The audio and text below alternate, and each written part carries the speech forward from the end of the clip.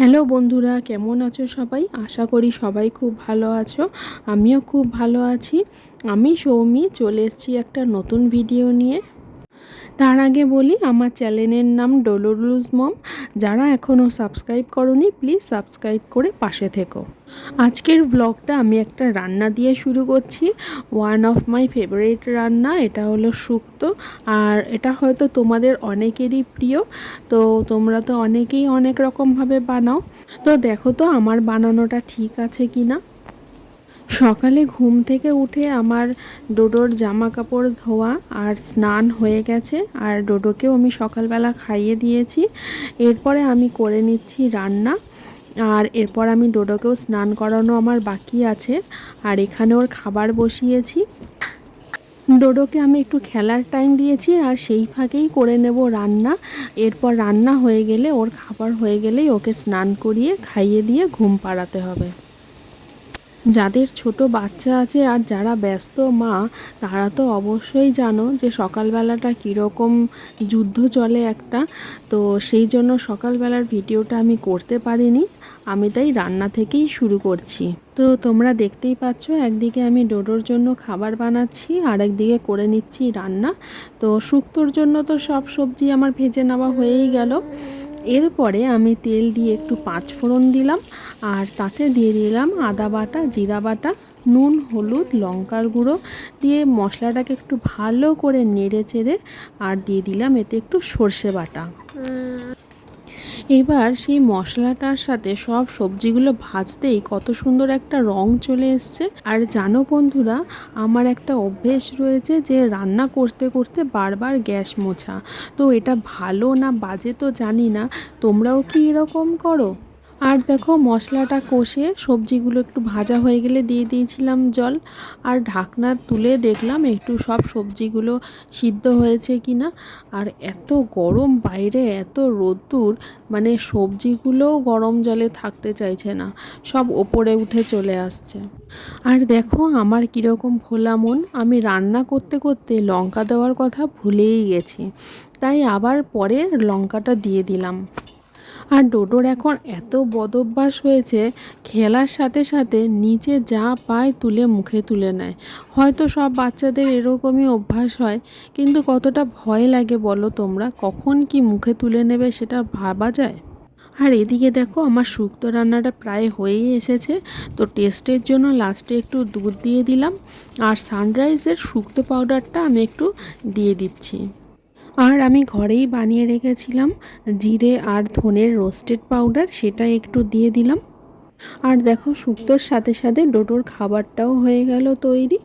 আর ওর খাবারে আজকে একটু দিয়ে দিয়েছিলাম থানকুনি পাতা। আর এখানে আমি মাছ ভাজাগুলো বসিয়ে দিচ্ছি।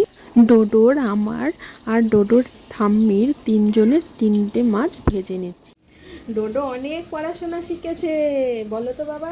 এ বলো, এ বি, সি, ডি, ই,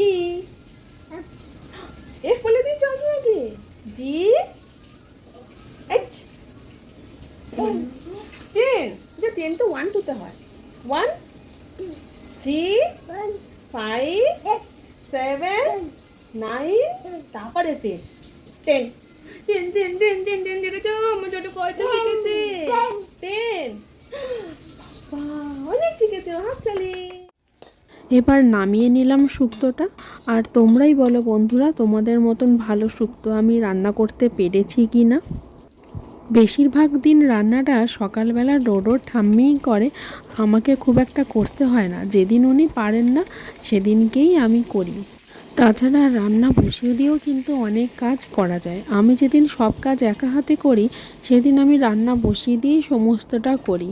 আজকে যেহেতু আমার সকালবেলা সব কাজ হয়ে গেছে, তাই আমি শুধু রান্নাটাই মন দিয়ে করছি। অনেকের রান্নাটা একটা শখ থাকে, যে শখ করে এটা বানাবো ওটা বানাবো। আমার কাছে রান্নাটা যেন একটা টাইম ওয়েস্টের মতো। আমার রাঁধতে খুব একটা ভালো লাগে না, এটা একদম সত্যি কথা।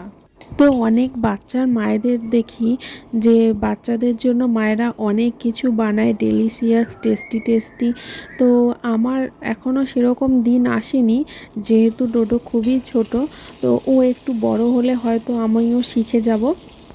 বাচ্চার জন্য মায়েদের কত কী না শিখতে হয়, তাই না? আর দেখো মাছ ভাজাটা আমার হয়ে গেছে, আর সেই কড়াইতেই আমি একটু জিরা ফোড়ন দিয়ে এখানেই মাছের ঝোল বানাবো। আলুগুলো একটু নুন, হলুদ, আদা বাটা, জিরা বাটা দিয়ে ভেজে নিচ্ছি। আমি রান্না করলে ওই আদা বাটা আর জিরা বাটা দিয়েই বেশিরভাগ রান্নাটা করার চেষ্টা করি।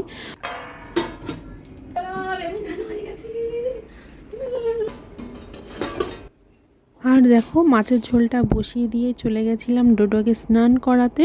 তো ওর স্নান তো হয়ে গেছে। এরপর এই যে থানকুনি পাতাগুলো বাটবো ভেবেছিলাম, তো অল্প কটা থাকায় ভাবলাম এটা মাছের ঝোলেই দিয়ে দিই, আর মাছগুলো এখানে দিয়ে দিচ্ছি। আর আমার এই ধনে জিরের গুঁড়ো আমি সব রান্নায় অ্যাপ্লাই করি। আর বাইরে এত রোদ, যা জামা কাপড় ধুয়ে দিয়েছিলাম সব শুকিয়ে গেছে। আর ডোডোকে স্নান করানোর পর যে জামা কাপড়গুলো ধুয়েছিলাম সেইগুলোই এখন মেলে দিচ্ছি। জামা কাপড় ধুয়ে শোকাতে এখানে একদমই সময় লাগে না, এত রোদ আর তার সাথে হাওয়া, মানে 1 ঘন্টার মধ্যে প্রায় জামা কাপড়ই শুকিয়ে যায়। এক দিন হয়তো আমি ডোডোকে ঘুম পাড়িয়ে হয়তো জামা কাপড় ধুয়ে দিয়েছি, সেইটাই কিছুক্ষণ পরে গিয়ে দেখি শুকিয়ে গেছে। আর গেট খোলা পেলে তো ডোডোর কথাই নেই, বেরিয়ে যাবে। তাই ওকেই বারবার লক্ষ্য রাখছি, কারণ মেঝে এত গরম আমরা বড়রাই পা ফেলতে পারি না, আর ও তো সেখানে খুবই ছোট, ওই যে খালি বারবার বেরিয়ে আসছে।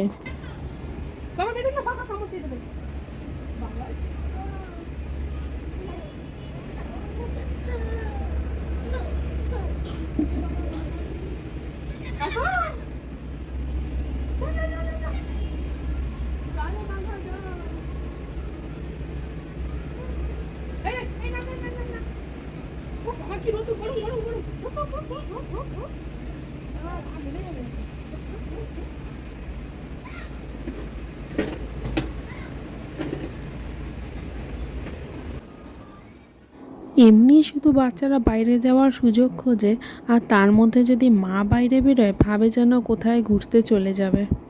আর বাইরে এত রোদ, আমি যেন এক নিঃশ্বাসে সব জামা কাপড় তুলে নিয়ে আসতে পারলে বাঁচি। বাবা, বাইরে যারা কাজ করে কি করে করে সেটা কে জানে। একটা মাছের ঝোলের সাথে আমার ডোডোকে স্নান করানো আর জামা কাপড় তোলা হয়ে গেল। আর এগুলোকে রেখে দিচ্ছি, আমি পরে গোছাবো। চলো মাছের ঝোলটা দেখে নিই কী হলো।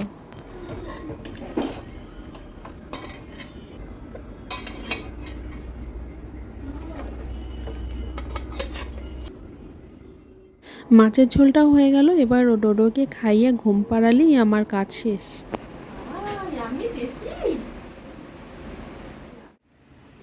এরপরে বেরোলাম বিকেলবেলা ডোডোকে নিয়ে একটু ঘুরতে। আর একা হাতে ডোডোকে নিয়ে আর এক হাত দিয়ে ভিডিও করতে খুবই অসুবিধা হয় বন্ধুরা, তো তোমরা কিছু মনে করো না। গ্রামের কাঁচা মাটির এবড়ো খেবড়ো রাস্তা, তো বুঝতেই পারছো কতটা গাড়ি চালাতে অসুবিধা হয়। কিন্তু তাই বলে তোমাদের সাথে শেয়ার করব না সেটা কখনো হয়?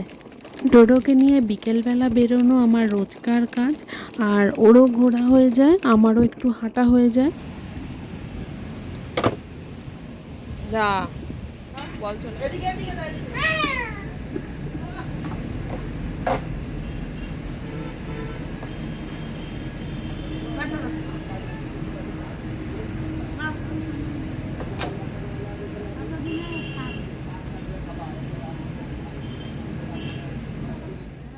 এরপর ঘুরে এসে ডোডোর সাথে একটু ব্যাট বল খেললাম। এভাবেই আমার সারাদিন কেটে যায়। তো ভিডিওটা এখানেই শেষ করছি। কেমন লাগলো তোমরা জানাতে ভুলো না কিন্তু।